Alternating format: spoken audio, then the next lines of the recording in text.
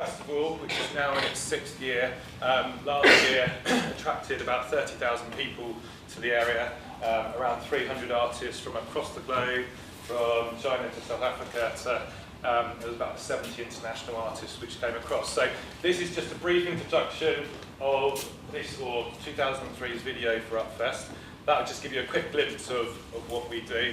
I'm then going to just break it down into a few different sort of sections and tell you about our involvement with the Bedminster Town Team. Yeah, that.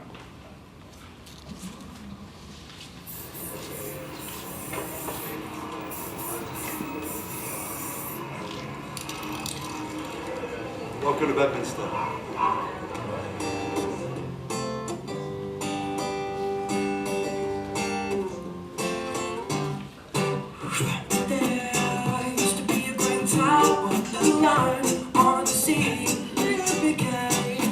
Light on the dark side of me, love remains a dark. That's the hard not to feel.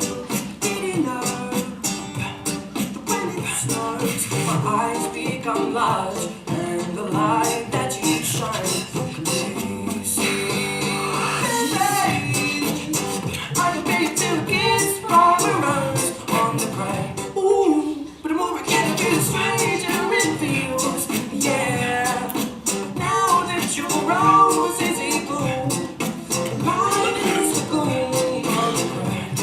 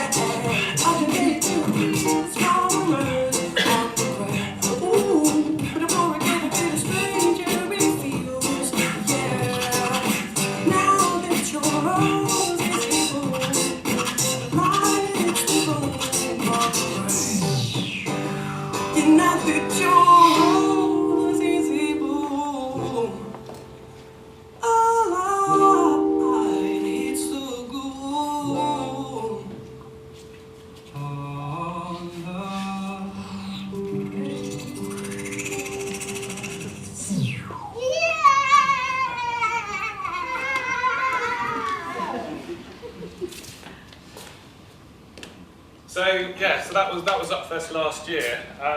It's not been an easy track to get to that. I wouldn't say you can suddenly just turn up and put on a festival such as that. It's taken sort of 6 years.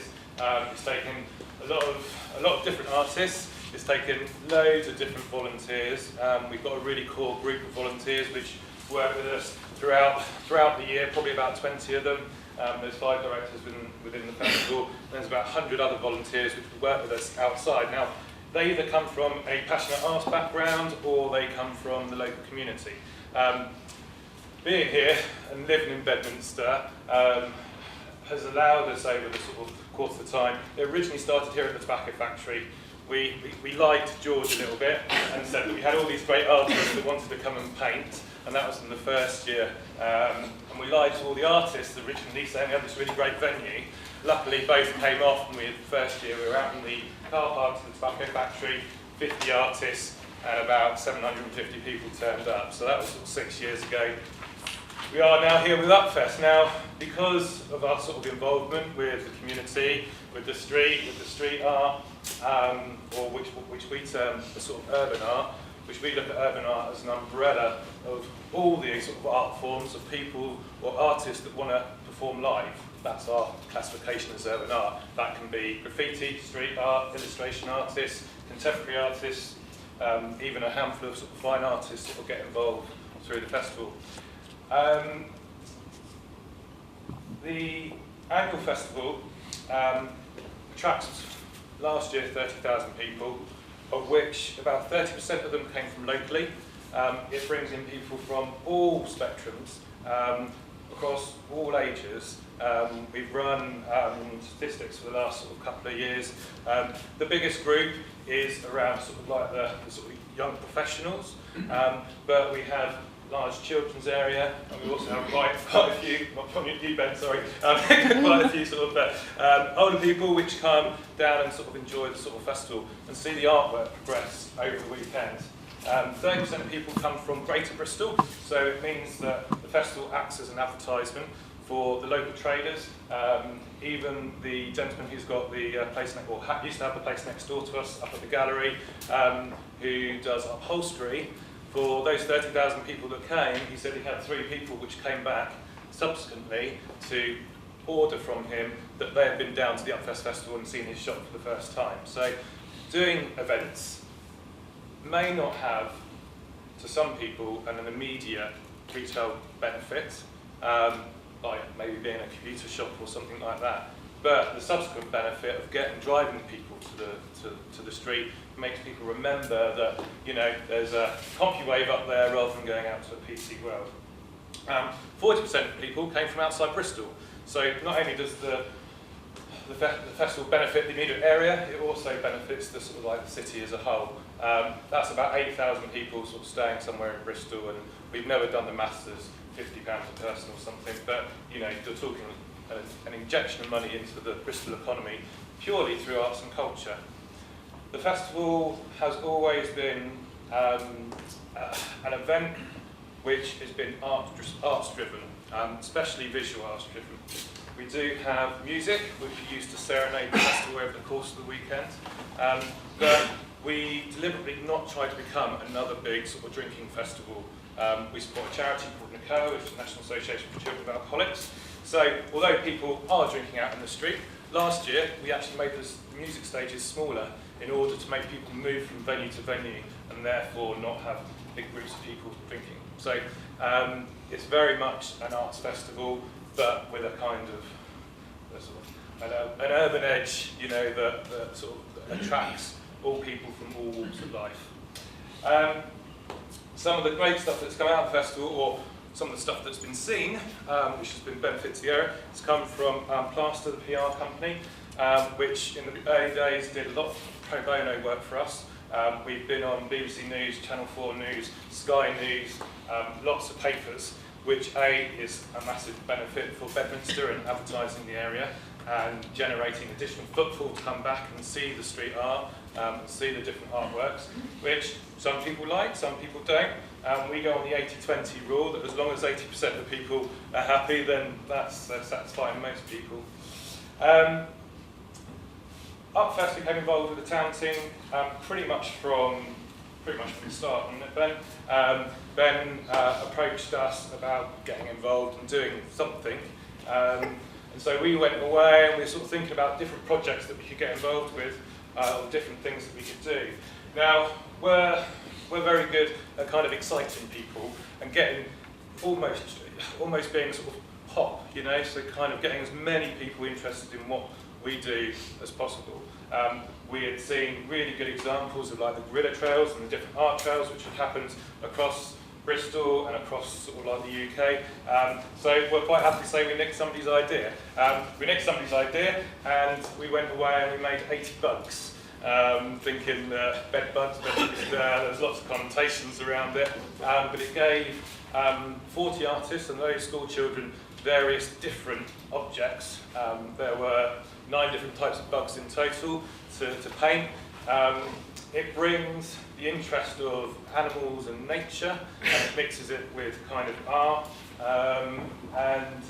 Yeah, the trail, which we don't have any official statistics for, but we know that we distributed 10,000 maps. And that wasn't us going out and putting them through people's doors, that was people coming into all the different premises and picking up a map to go and do the trail and tick off when they've seen all the different types of bugs. So I would say over the year that it was, they're still up now actually, we haven't taken them down yet, but over the initial sort of year, we would like to think that sort of 7,500 to 10,000 people came with their kids, walked down the retail streets. I had numerous comments of Rounded Cafe down on the parade coming in going, yeah, just had a couple more bug hunters in. We have people in the gallery that come up from London because they were serial trail hunters, which is bizarrely you now get. You know, they go around the country doing all the different art trails, which is great. So we have them come as well. I'm just going to do another video, which will just show you sort of like the bugs that we did.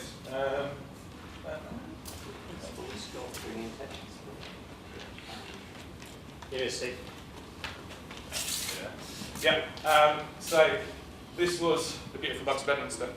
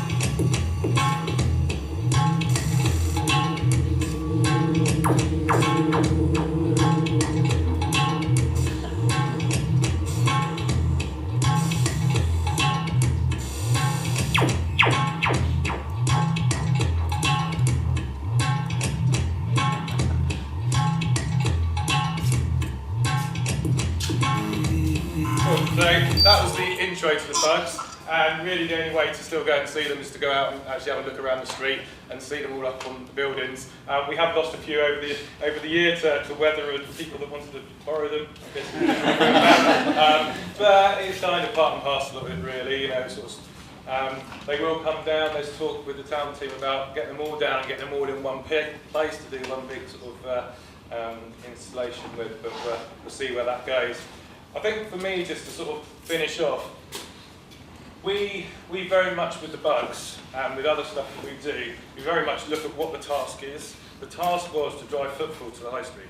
That's it. And I think sometimes in the art world, we get a bit too arty, and actually our goal was to get people to the high street by whatever means. You know, there's artistic integrity, etc., etc., but this project was about driving people to the high street, and by and large it did that. And other activity I think that the town team will undertake, that's always their sort of top line. Whatever goes on or whatever we get in, whether it be the beautiful lights at sort of night or the acting in the shops or the street art on the buildings, it's all about exciting the area and getting people to come and see it. Because if people don't come and see it, they don't spend money in the shops. That's what we want to do. So yeah, that's me.